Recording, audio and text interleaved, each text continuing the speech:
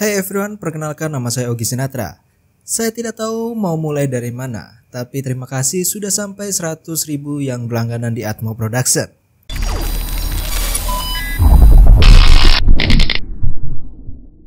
Peringatan video kali ini membahas proyek elektronika keromantisan, jadi siapkan mental teman-teman. Beberapa waktu lalu saya mendapatkan DM dari Instagram dari kalian yang tidak mau disebutkan namanya, dan isi DM-nya juga tidak mau di-post di video kali ini, jadi mohon pengertiannya. Dan di menit awal kalian akan mendengarkan suara saya dan tulisan saja. Jadi apa inti dari isi DM-nya? Kita sebut saja si A. Nah, si A ini mengirimkan sebuah pesan, sebuah rekomendasi drakor. Cukup unik. Kenapa si A merekomendasikan drakor ke saya? Sedangkan saya tidak ada sama sekali video tentang pembahasan film drakor dan semacamnya. Jadi saya cukup bingung tapi penasaran juga. Oh ya, si A ini merekomendasikan drakor I'm Not Robot episode 2 di menit ke-10. Jadi saya semakin penasaran ada apa di menit ke-10 di episode kedua tersebut. Supaya memahami, saya menonton dari episode 1. Ngomong-ngomong ini rekomendasi sih. Oke, kita lanjut aja ke videonya. Akhirnya di episode kedua di menit ke-10. Jadi Nuna berdiskusi dengan engineering membahas sebuah proyek lampu. Tapi bukan lampu pada umumnya. Dari penjelasan Nuna saya mendapatkan poin-poin pentingnya. Dalam proyek tersebut memiliki lampu yang saling terhubung, di mana jika salah satu lampu disentuh maka akan menghidupkan dua lampu bersamaan yang tidak terbatas oleh jarak, dengan kata lain di seluruh dunia. Wah, dari poin-poin tadi saya rasa dapat kita buat, tapi ada sedikit berbeda dari sistem kerja dari drakor tersebut. Jika di versi original saat lampu 1 disentuh, maka lampu 1 dan 2 otomatis menyala juga. Nah, di versi saya kurang lebih sama, tapi sedikit perbedaan dari sistem kerja lampunya. Saat lampu 1 disentuh, maka lampu 1 tidak menyala, melainkan menghidupkan lampu 2. Dan saat lampu 2 disentuh, maka menghidupkan lampu 1. Dengan kata lain, on-off silang dari kendalinya. Dan perbedaan lainnya jika di originalnya yaitu lampu seperti saklar. Yang dimaksud lampu disentuh on dan disentuh lagi off. Di versi saya menggunakan sistem kerja push button, di mana kita sentuh on dan dilepas off. Nah, jika kalian masih nonton sampai di menit ini, saya anggap kalian tertarik pada proyek kali ini. Ayo kita buat. Dari poin-poin tadi saya bisa simpulkan komponen apa saja yang digunakan. Yang pertama saya gunakan Wemos D1 Mini. Wemos ini adalah sistem IoT. Oh ya, di video ini saya tidak akan membahas basic IoT system. Jadi yang belum tahu IoT system seperti instalasi aplikasi, library apa saja yang digunakan bisa klik di video di pojokan atas untuk basic IoT system.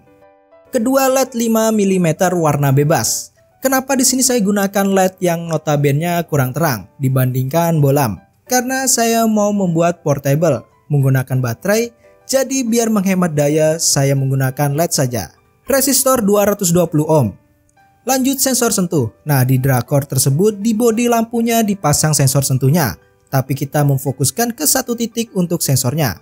Saklar dengan ukuran 1,5 cm x 1 cm. Di sini saya menggunakan modul charger 1 ampere, di mana proyek kita juga bisa menjadi power bank. Dan terakhir baterai Nokia jadul seri BL5C.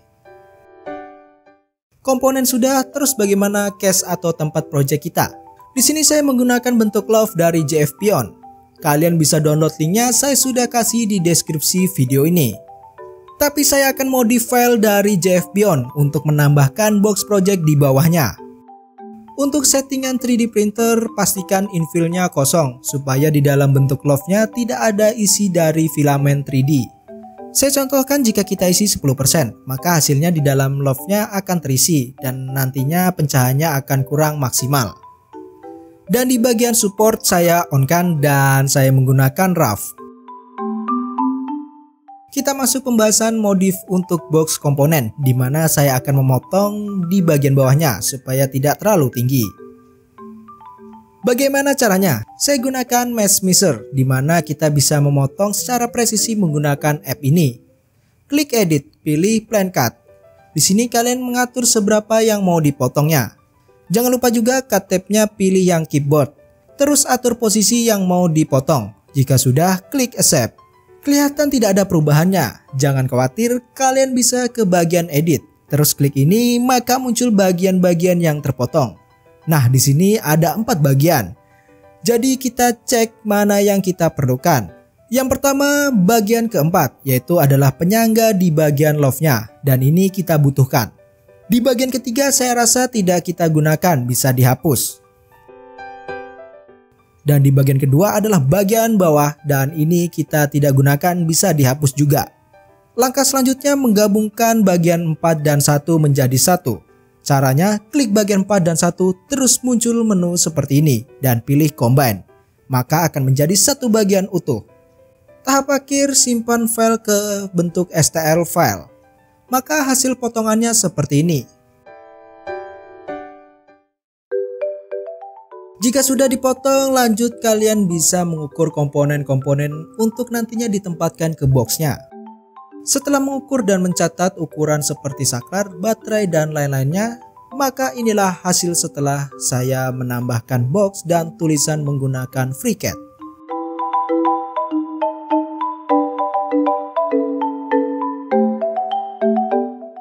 Kita kembali ke app Cura untuk di print dengan settingan yang sudah saya bahas tadi. Jadi untuk satu buah case memakan waktu 6 jam dengan detail per layer 0,2 mm. Lanjut kita akan print ke 3D printer. Tahap pertama, pilih filamen untuk case kita. Saya gunakan filamen PLA transparan warna putih dari CC3. Ngomong-ngomong, saya tidak disponsori ya, jadi kalian bisa bebas gunakan filamen kepercayaan kalian saja. Oh ya, jika kalian tidak ada PLA transparan, bisa gunakan bahan PLA yang biasa. Saya rasa masih bisa untuk tembus cahaya. Lanjut pasang filamen ke 3D printer.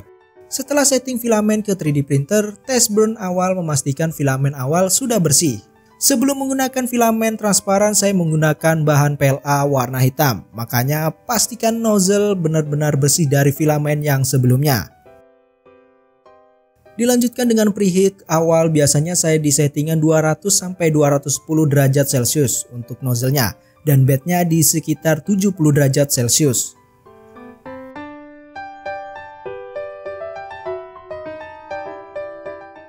Saya menyelesaikan printan sekitar 12 jam dari 2 case tersebut. Tahap selanjutnya lepas rough dari model 3D kita.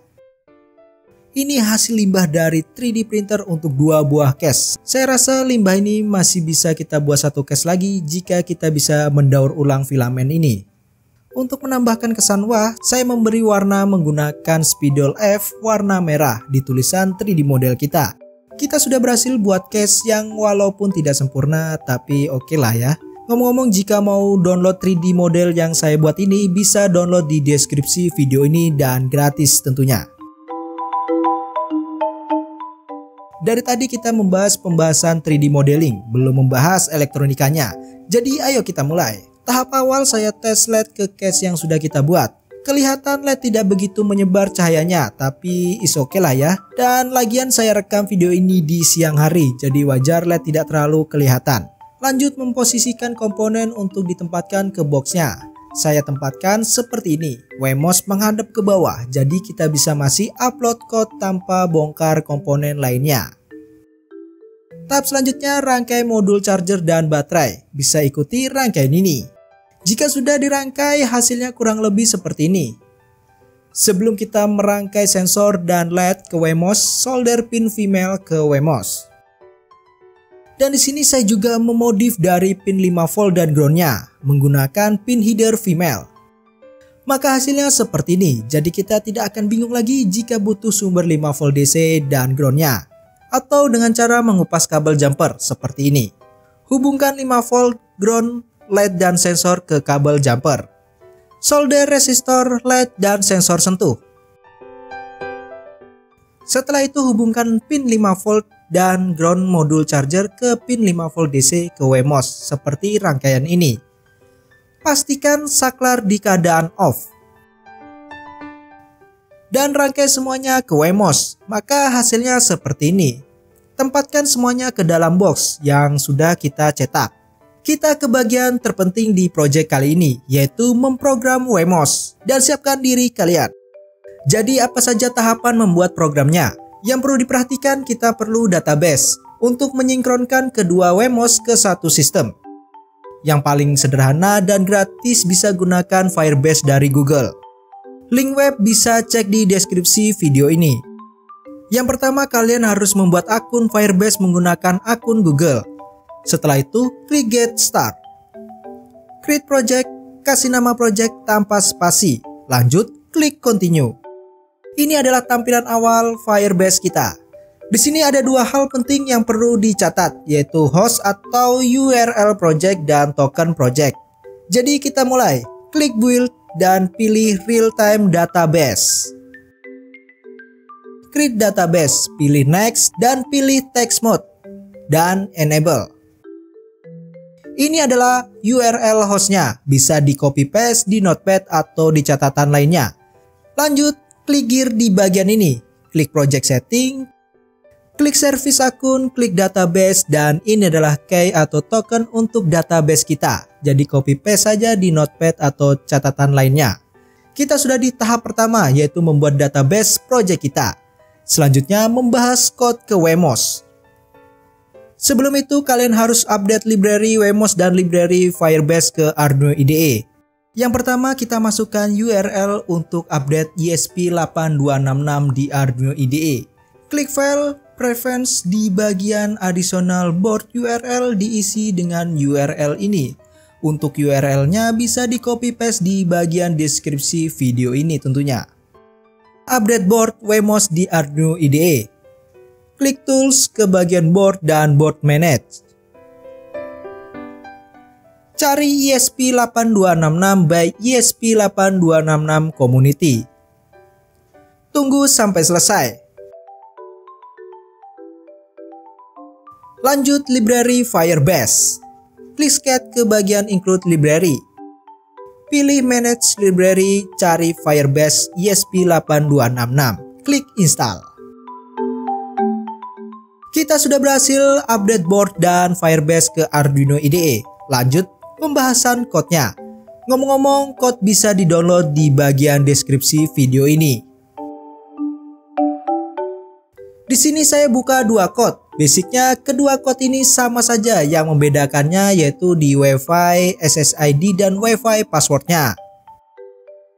Kita anggap Wemos 1B adalah lampu untuk kalian dan Wemos 2B untuk si dia. Tentu alamat Wi-Fi di rumah kamu dan doi berbeda kan? Jadi biar mempermudah, bikin saja dua code untuk masing-masing Wemos dengan SSID dan password berbeda.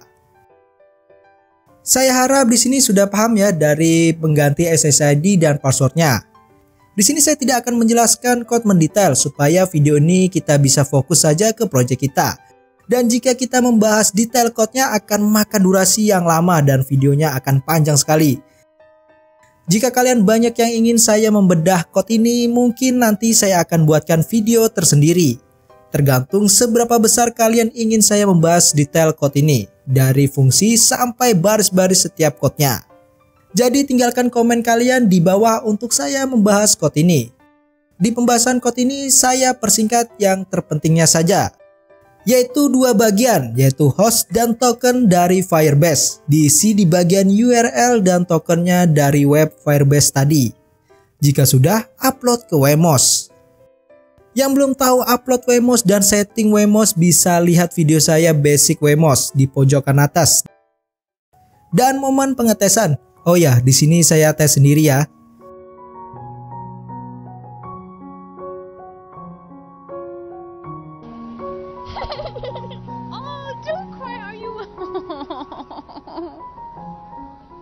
Oke, lanjut tesnya. Jadi saat saya sentuh lampu satu, maka menghidupkan lampu kedua. Dan sebaliknya juga tentunya. Saat disentuh bersamaan, maka LED hidup bersamaan juga.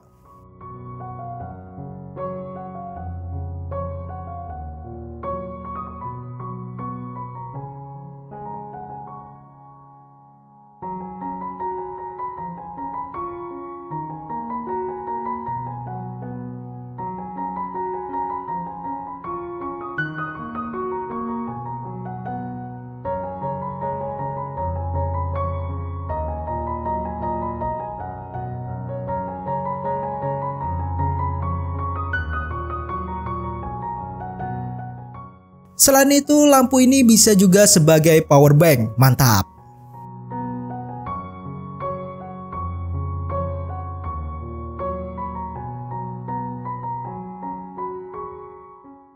Oke, kita sudah berhasil membuat lampu dari drakor I'm Not Robot. Mungkin tidak sempurna, tapi saya harap ini bisa menjadi project IoT sederhana yang kalian bisa berikan ke pasangan kalian atau dibuat bareng dengan doi kalian, bisa sekali ya. Terima kasih sudah menonton video ini sampai akhir. Jika kalian ada rekomendasi project, bisa DM saya di Instagram. Jika menarik, saya akan buat versi saya sendiri tentunya. Dan mohon maaf juga jika ada DM kalian yang tidak saya bacakan semuanya, karena DM yang masuk ke saya lumayan banyak. Jadi ada kemungkinan terlewatkan. Tapi sebisa mungkin saya akan baca semua DM-DM kalian. So, sampai jumpa di video-video selanjutnya.